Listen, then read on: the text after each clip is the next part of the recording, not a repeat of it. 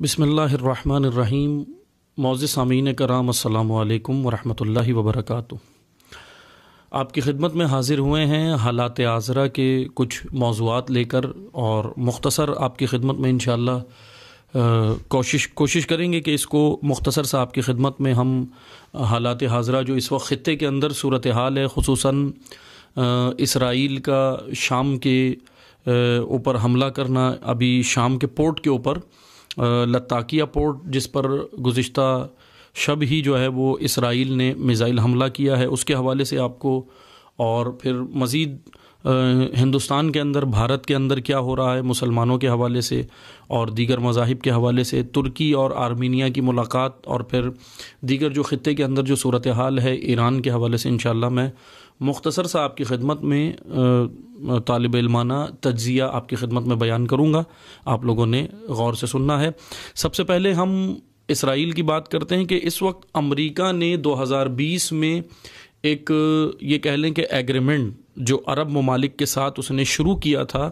اور اس کو اب وہ کرنے جا رہا ہے امپلیمنٹ تمام دنیا کے اوپر، خطے کے دیگر ممالک کے ساتھ، اور نہ کہ صرف مسلم ممالک بلکہ دیگر یورپی کنٹریز کے ساتھ اور دیگر کے ساتھ۔ اس معاہدے کا نام یا اس پالیسی کا نام یا اس ایگریمنٹ کا نام ہے ابراہم اکارڈز۔ ابراہم اکارڈز کر کے ایک یہ پالیسی بنائی تھی 2020 کے اندر امریکہ نے، جس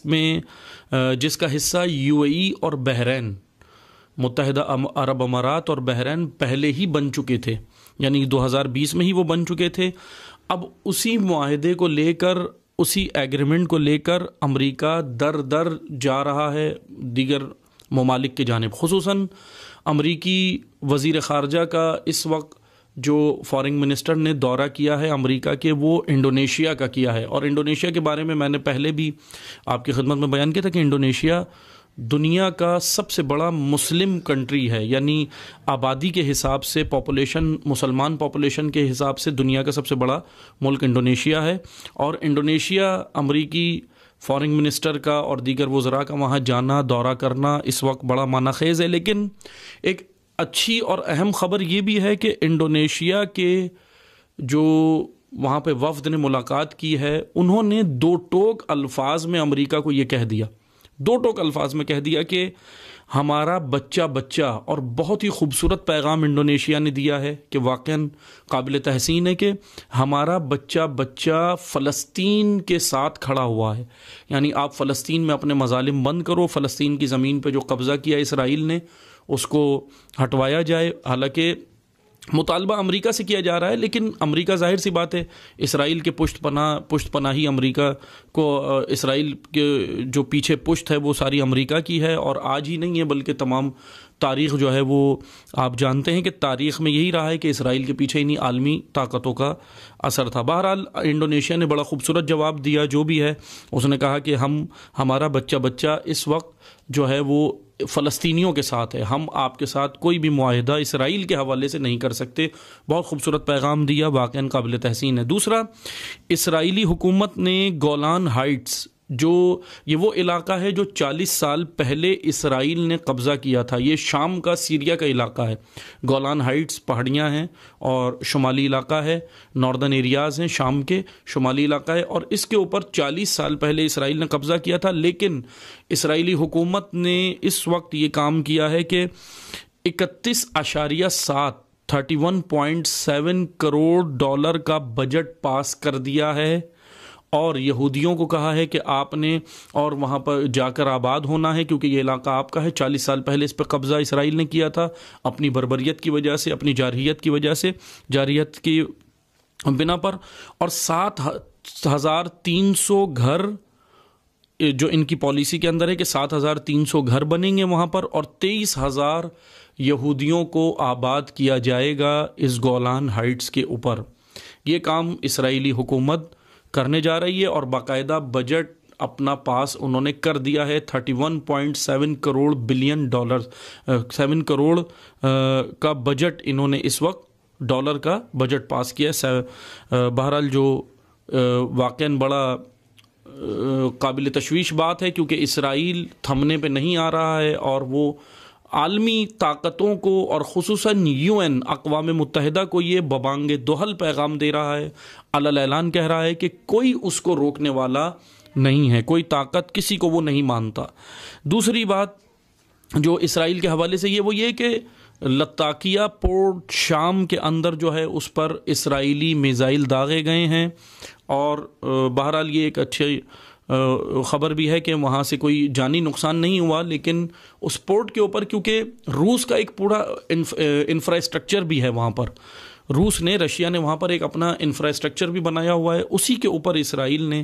بہرحال حملہ کیا ہے۔ اور اسرائیل کا یہ کہنا ہے کہ یہاں پر جو ایران ہے، ایرانی ملیشیا، جو ایران کی حمایت یافتہ ملیشیا ہے، وہ یہیں سے ایران ان کو اسلحہ دیتا ہے، جس کے اوپر اس نے رات کو گزشتہ دن جو ہے وہ رات میں حملہ کیا۔ بہرحال اسرائیل یہ کام ببانگ دہل کر رہا ہے، سارے کام کر رہا ہے، لیکن اس کو روکنے والا کوئی نہیں ہے۔ فلسطین کے اندر بالکل اس وقت جو صورتحال ہے وہ یہ ہے کہ ان کی آنکھوں کے سامنے ان کے گھر مسمار کیے جا رہے ہیں، اور ہو بہو اسرائیل کی کاپی جو اس وقت کی ہے وہ انڈیا نے کی ہے۔ دوسری جو صورتحال ہے وہ انڈیا کی ہے کہ بھارت کے اندر، ہندوستان کے اندر مسلمان ہی نہیں بلکہ مثلا کرسچنز کو بھی نشانہ بنایا جا رہا ہے۔ ہندو انتہا پسند تنظیموں نے یہ کام شروع کیا ہے۔ گزشتہ جو ابھی حالیہ واقعات ہوئے ہیں وہ یہ ہوئے ہیں کہ باقاعدہ ہندو جو تنظیمیں ہیں، انتہا پسند تنظیمیں جو تھیں، جو بربریت پھیلا رہی ہیں ہندوستان کے اندر، وہ انہوں نے ایک ریلی نکالی ہے، مارچ نکالا، اور مسلمان آبادیوں میں لے کر گئے باقاعدہ۔ یعنی ایسا نہیں ہے کہ مثلا اپنی آبادیوں میں انہوں نے گزارنا ہو، جان بوجھ کر مسلمان آبادی جہاں پر میجورٹی مسلمان لوگوں کی ہے اور مسلمانوں کی میجورٹی ہے، ادھر لے کے جاتے ہیں۔ یہ باقاعدہ کئی علاقوں میں، خصوصاً مدھیہ پردیش کے اندر یہ ابھی کام ہوا ہے، اور کئی جگہوں پہ یہ ہو رہا ہے۔ اور وہ یہ کہ مسلمان آبادیوں کے اندر یہ اپنی ریلیاں لے کر جاتے ہیں اور وہاں پر نعرے لگاتے ہیں، اشتعال دلاتے ہیں، اور پھر اس کے ہوا یہ کہ جب انہوں نے نعرے لگائے، اشتعال دلایا مسلمانوں کو اسلام کے خلاف، قرآن کے خلاف اور ساری چیزوں کے مقدسات اسلامی کے خلاف انہوں نے نعرے لگائے، تو ادھر سے مسلمانوں نے جب ری ایکشن دکھایا اور انہوں نے پتھراؤ کیا تو انہوں نے بھی پتھراؤ کیا، آپس میں بڑی جو ہے وہ مارا ماری ہوئی۔ لیکن اس سے بڑھ کر جو کام ہوا وہ یہ ہوا کہ جن مسلمانوں نے کی وہاں آبادی تھی، پولیس وہاں پہنچی، ان انتہا پسند ہندوؤں کو وہاں سے نکلنے کا راستہ دیا، باقاعدہ نکالا ان کو وہاں سے، اور پھر اس کے بعد مسلمان 30 سے زیادہ مسلمان وہاں پہ انہوں نے گرفتار کیے اس علاقے میں۔ اور اس سے بڑا ظلم، یعنی ایک ظلم پہ ظلم، ظلم پہ ظلم جو ہو رہا ہے، بالکل اسرائیل کی کاپی اس وقت ہندوستانی اسٹیبلشمنٹ، ہندوستانی گورنمنٹ اور ہندوستانی جو وہاں کا مائنڈ سیٹ ہے وہ یہ بالکل اسرائیل کی کاپی کر رہا ہے۔ اور وہ انہوں نے یہ کیا ہے کہ مسلمانوں کو ایک تو وہاں پر ان کے علاقوں میں ریلیاں بھیجی، جان کے جب انہوں نے اشتعال مثلا اپنا مشتعل ہو کر انہوں نے جو ہے وہ حملہ کیا اس ریلی کے اوپر، کیونکہ مقدسات اسلامی کے خلاف نعرے تھے، تو ادھر سے پھر 30 سے زائد مسلمانوں کو گرفتار کیا، اور ان 30 سے زائد مسلمانوں کو جن کو گرفتار کیا، ان کی آنکھوں کے سامنے ان کے گھروں کو بلڈوزر لا کے مسمار کر دیا۔ جس طرح فلسطین میں اسرائیل کر رہا ہے، وہی اس وقت ہمارے پڑوس میں ادھر خطے میں ہندوستان، بھارت یہی وہ کام بہرحال کر رہا ہے جو بہت ہی زیادہ خطرناک ہے۔ دوسرا، میانمار کے اندر میانمار کے اندر دوبارہ سے مسلمانوں کے اوپر حملے ہوئے ہیں، اور جو واقعاً قابل تشویش ہے۔ اور ایک اور وہاں یہ کام ہوا کہ ایک تو مسلمانوں کو دوبارہ حملے کیے ہیں وہاں کے جو بدھسٹ ہیں، کیونکہ وہاں پر اکثریت جو تعداد ہے وہ بدھسٹ کی ہے، کہ وہ میجورٹی کے اندر جو وہاں پر موجود ہیں، انہوں نے حملے پہلے بھی کیے تھے، گزشتہ چند دہائیوں کے اندر انہوں نے وہاں پر ظلم جاری کیا تھا، اور ابھی دوبارہ کیا ہے۔ لیکن وہاں پر جن لوگوں نے پچھلے جو وہاں پر ظلم ہوئے تھے روہنگیا کے اندر، جن لوگوں نے آرمی کے ساتھ وہاں کی میانمار کی آرمی کے ساتھ مل کر جنہوں نے مسلمانوں کو کاٹا تھا، گلے کاٹے تھے، حملے کیے تھے، اب ان کے اور وہاں کی آرمی کے درمیان بھی چپکلش ہوئی ہے۔ یہ کہہ لیں کہ تدبیر الہی ہوتی ہے کہ ظالم خود بھی آپس میں الجھ جاتے ہیں، یہ بھی اللہ تعالیٰ کی ایک تدبیر ہے، اور یہ بڑا یہ کہہ لیں کہ ایک اچھا کام بھی ہوا کہ یہ آپس میں جن لوگوں نے ظلم کیا تھا وہاں پر مظلوموں کے اوپر، اب مظلوم کوئی بھی ہو سکتا ہے، ضروری نہیں کسی مذہب کی بات کی جائے، مظلوم ہوتا ہے، کسی کے اوپر بھی ظلم ہو وہ مظلوم کہلاتا ہے۔ بہرحال وہاں پر روہنگیا کے اندر انہوں نے یہ کام کیا کہ آبی آرمی بھی اور وہاں کے جو لوگوں نے مل کے مسلمانوں کو حملہ کیا تھا آرمی کے ساتھ مل کر، وہ آپس میں الجھ گئے ہیں۔ یہ ایک اچھی خبر ہے کہ وہ آپس میں الجھیں، لیکن بہرحال مسلمانوں کے اوپر ابھی بھی ظلم وہاں جاری ہیں۔ دوسری جانب جو ہم نے آپ کی خدمت میں بیان کرنا وہ ہے ترکی اور آرمینیا کی ملاقات اس وقت جاری ہوئی ہے، اور آرمینیا خطے کے اندر وہ ملک ہے، یہ آپ گوگل میپ کے اوپر سارے ممالک کو دیکھ سکتے ہیں جو لوگ نہیں جانتے۔ آرمینیا اور آذربائیجان کے اندر معاملات خراب چل رہے تھے گزشتہ، مطلب یہ کہہ لیں 1993 کے اندر آذربائیجان کا ایک علاقہ اس نے آرمینیا نے جو ہے وہ قبضے میں لیا تھا، لیکن آذربائیجان نے اس علاقے کو گزشتہ سال فروری یا مارچ 2020 میں اس اپنے علاقے کو وہاں سے آزاد کرا لیا۔ لیکن آذربائیجان نے ایک جو آزاد کرایا اس کے لیے ایک ٹیکنالوجی استعمال کی جو آذربائیجان نے جرمنی سے خریدی تھی ٹیکنالوجی، اور اس کو استعمال کیا، وہ تھے روبوٹ ڈرون ایک بڑی جدید ٹیکنالوجی ہے جس کے اوپر آج پوری دنیا کے اندر کام ہو رہا ہے۔ چین اپنا $378 بلین بجٹ سالانہ اس ٹیکنالوجی پہ خرچ کر رہا ہے۔ امریکہ 178 یا اس سے بھی زیادہ کا بجٹ سالانہ $178 بلین کا سالانہ بجٹ امریکہ USA اس پہ خرچ کر رہا ہے، کیونکہ یہ ایک ٹیکنالوجی ایسی ہے کہ ماہرین کا یہ کہنا ہے کہ آنے والے جو سال ہوں گے 2050 60 یا اس سے پہلے یا اس سے بعد کے، یہ سارے ٹیکنالوجی روبوٹ ٹیکنالوجی کے دور ہیں، اور اسی سے جنگ ہوگی، یعنی روبوٹ ٹیکنالوجی سے جنگ ہوگی، اور روبوٹ ٹیکنالوجی سے جنگ ہوگی، فوجیں نہیں لڑیں گی بلکہ روبوٹس لڑیں گے، جس کی ایک جھلک ہم نے گزشتہ 2020 میں ہم نے دیکھی کہ آذربائیجان نے وہ ڈرون جرمنی سے وہ ٹیکنالوجی لی اور آرمینیا کے علاقوں میں بھیجی، جہاں انہوں نے جا کے اس ڈرون نے فوجیوں کے اوپر آرمینیا کے فائرنگ کی، اور اس کے اندر ایک چپ اور بڑی جو معنی خیز چیز تھی وہ یہ تھی کہ اس کے اندر ایک ٹیکنالوجی ایسی استعمال گئی، چپ ایسی لگائی گئی کہ وہ ڈرون صرف جا کر فوجیوں پہ وردی کے اوپر حملہ کرتا ہے، یعنی سویلینز پہ نہیں کرے گا، فوجی گاڑیوں پہ کرے گا، سویلینز کی گاڑیوں پہ وہ فائرنگ نہیں کرے گا۔ بہرحال آذربائیجان نے آرمینیا کو یہ شکست دی تھی، اب آرمینیا ترکی سے ملاقاتیں کر رہا ہے، اور اس وقت جو صورتحال ہے وہ یہ ہے کہ ترکی کے اوپر بالکل بھی بھروسہ نہیں کیا جا سکتا، کیونکہ ترکی کی شام کہیں ہوتی ہے، صبح کہیں ہوتی ہے، صبح کچھ بیان دیتا ہے، شام کو وہ کچھ ہوتا ہے، یعنی ترکی کی شروع سے یہ پالیسی رہی ہے وہ آپ کے سامنے۔ دوسری جانب نیپال نے امریکہ کی کمپنی جس کا نام ہے ملینیم چیلنج کارپوریشن پر اس سے معاہدے کیے ہیں، اور نیپال کا پہلے چین کے ساتھ یہ معاہدہ چل رہا تھا، لیکن اس معاہدے کو نیپال جو خطے کا ملک ہے اس نے نیپال نے یہ معاہدہ توڑا ہے، اور $50 کروڑ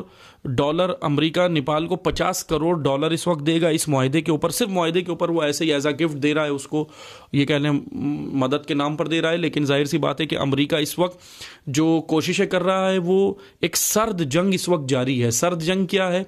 وہ یہ ہے کہ مثلا سرد جنگ یہ ہے امریکہ اور چین کے درمیان میں، وہ اکنامیکل وار ہے جس کے اوپر دونوں باقاعدہ کام کر رہے ہیں، جس میں امریکہ نے اس وقت چین کو ایک یہ کہہ لیں کہ جھٹکا دیا ہے، اچھا خاصا بڑا جھٹکا، کہ نیپال نے چین سے معاہدہ توڑا ہے، اور امریکہ کی کمپنی ملینیم چیلنج کارپوریشن کے ساتھ یہ معاہدہ کر لیا ہے، جو واقعاً چین کے لیے بڑا ایک جھٹکا ہے، کیونکہ اچھا خاصا بڑا بجٹ تھا جو چین نے اس کے اوپر لگانے کی کوشش کی تھی، لیکن امریکہ نے یہ جنگ جاری کی ہے۔ دوسری جانب افغانستان میں طالبان نے اعلان کیا ہے کہ خواتین گھر سے اکیلے بغیر مرد کے 70 کلومیٹر تک کا راستہ طے نہیں کر سکتی، دور نہیں جا سکتی، یعنی 70 کلومیٹر بھی اگر جائیں گی تو انہوں نے مرد کو ساتھ لینا ہے، خواتین اکیلے یہ سفر نہیں کر سکتی، جس کی وجہ سے افغانستان کی صورتحال خواتین جو ہے وہ بہرحال ایک افغانستان کے اندر جو مسئلہ ہے وہ یہ ہے کہ ایک جانب اسلام کا چہرہ خراب کرنے کے لیے ایسی حکومت بنائی جا رہی ہے جو واقعاً اسلامی نہیں ہے، مثلاً یہی جو طالبان اس وقت حکومت کو جو متعارف کرا رہے ہیں، طالبان جو بتا رہے ہیں کہ یہ حکومت اسلامی، نہ وہ حکومت اسلامی نہیں ہے، اسلام کے خلاف باقاعدہ ایک سازش ہے، اسلام کا چہرہ خراب کرنے کے لیے کام کیا جا رہا ہے، کیونکہ اسلامی حکومت اکنامکس بھی اپنے پاس رکھتی ہے، ساری چیزیں رکھتی ہیں، ورنہ اگر اسلامی حکومت کی ہی جھلک دیکھنی ہے تو آئیں دیکھ لیں کہ پابندیوں اور سینکشنز کے درمیان میں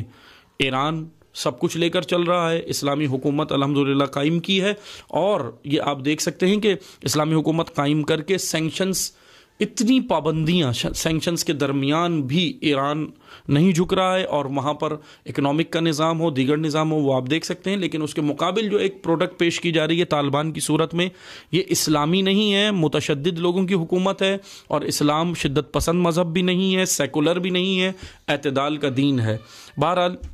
یہ ایک صورتحال اس وقت افغانستان کے حوالے سے بھی خطے میں موجود ہے۔ دوسری جانب جو ہم آخر میں آپ کو ایک اور خبر دیتے چلیں کہ ایران نے ویڈیو نشر کی جس کی وجہ سے اسرائیل کو ایک جنگ کا پیغام دیا، اور سارے اپنے گزشتہ جو ویڈیو کی تھی اس کے اندر تو وہ ساری چیزیں اس نے بتائی تھی، لیکن پیغمبر اعظم جو مشقیں شروع ہوئیں ایرانی فوج کی، پاسداران انقلاب کی، انہوں نے بڑی خوبصورت ویڈیو جاری کی جس سے اسرائیلی جو ہے عسکری ماہرین ان کے اندر کھلبلی مچ گئی ہے کہ ایران کی یہ ویڈیو معمولی نہیں ہے، اور ایران ہم پہ کبھی بھی یہ اٹیک کر سکتا ہے، جس کی وجہ سے۔ اور پھر ایک اور جو اہم خبر ہے وہ یہ ہے کہ بی بی سی نے جب ایرانی سائنسدان سے سوال کیا تو انہوں نے بوانگ دہل نام لیا کہ ہم 60% یورینیم افزودگی کریں گے، اور اس سے ہمیں کوئی نہیں روک سکتا، وہ ہمارا حق بنتا ہے۔ ایرانی جو اس وقت موجود ہیں وہ ویانا ٹاکس بھی وہاں پر چل رہی ہیں، مذاکرات کی ٹیبل پر بھی ہیں، لیکن ادھر سے جو بوانگ دہل دو ٹوک پیغام دینا، یہ بھی ایک بہت بہترین پیغام ہے۔ اور ادھر جو آخر میں خبر ہے وہ ہے روس کی۔ روس نے، رشیا نے ایک میزائل بنایا ہے جو،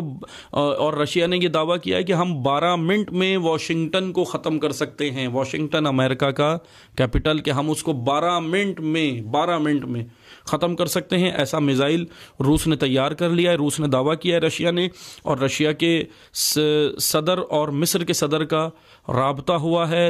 اس وقت ٹیلی فون پہ دونوں کے درمیان میں، روس اور مصر کے صدر کا، ایجپٹ اور رشیا کے صدر کا، اور لیبیا کے اندر جو موجود دہشت گرد ہیں ان کے خلاف کارروائی کے لیے اقدامات کی کوشش کر رہے ہیں۔ دوسری جانب جو اس وقت روس کا جو بارڈر ہے جو یوکرین کے ساتھ ملتا ہے، وہاں جو کشیدگی ہے وہ بھی اپنی جگہ ایک معنی رکھتی ہے کہ اس وقت جو کشیدگی وہاں چل رہی ہے وہ بھی روس کو، کیونکہ ایک مختصر سا میں آپ کی خدمت میں بس آخر میں خلاصہ پیش کروں کہ جو یہ بلاک ہے رشیا کا، چائنا کا، ایران کا، یہ جو بلاک ہے، امریکہ ہر جگہ اس کو چاہ رہا ہے کہ الجھا کے رکھے۔ ایران کو ویانا ٹاکس کے اندر الجھانے کی کوششیں کی جا رہی ہیں، رشیا کو ادھر یوکرین کے ساتھ جو ہے وہ معاملات جو ہے وہ کرنے کی کوشش کی جا رہی ہے، اور انہی معاملات کے اندر اسرائیل کا شامی پورٹ کے اوپر، لداکیہ پورٹ کے اوپر حملہ کرنا، لتاکیہ پورٹ کے اوپر حملہ کرنا، یہ بھی اسی کی ایک کڑی ہے کہ کسی طرح رشیا کے وہاں پر جو انفراسٹرکچر تھا جو رشیا کا تھا، اور ایرانی ملیشیا کا نام لے کے کہ ایرانی حمایت یافتہ ملیشیا ہے، وہاں اس کو نقصان پہنچانا، یہاں الجھانے کی کوشش یہ کی جا رہی ہے۔ ادھر سے رشیا کو مثلا یوکرین کے بارڈر کے ساتھ بھی الجھانے کی کوشش کر رہا ہے امریکہ، جس کے اوپر رشیا نے یہ کہا ہے کہ میں فوجیں اس وقت تک واپس اپنی نہیں بلاتا بارڈر سے کہ جب تک نیٹو اپنی یہ فوجیں واپس نہ لے لے، کیونکہ یوکرین کے پیچھے پورا نیٹو ہے۔ نیٹو 30 ملکی اتحاد ہے، 30 ملکی اتحاد جو امریکہ نے بنایا ہوا ہے نیٹو کا، جس کے اندر یورپی کنٹریز شامل ہیں، اور سارے یورپی کنٹریز میں ایک اہم بات یہ ہے کہ صرف ایک نیٹو کے اندر سارے یورپی ملک مل کر مسلمانوں کے خلاف، یعنی باقاعدہ ان کا یہ کہہ لیں کہ اگر میں نیٹو کی سادہ سی تعریف کروں تو وہ بنا ہی اسلام کے خلاف ہے، بالکل اسلام کے خلاف، ظلم کے خلاف نہیں بنا، یہ تو ایک باتیں ہیں اور ہاتھی کے دانت کھانے کے اور دکھانے کے، اور وہ بنا ہی اصل میں اسلام کے خلاف ہے۔ اور اہم بات یہ ہے کہ 29 ملکوں میں جو نیٹو کہلاتے ہیں، امریکہ کے ساتھ ہیں، امریکہ کے اتحادی نیٹو، جو کسی بھی ملک پہ جا کر دہشت گردی کا نام لے کے حملہ کر دیتے ہیں اور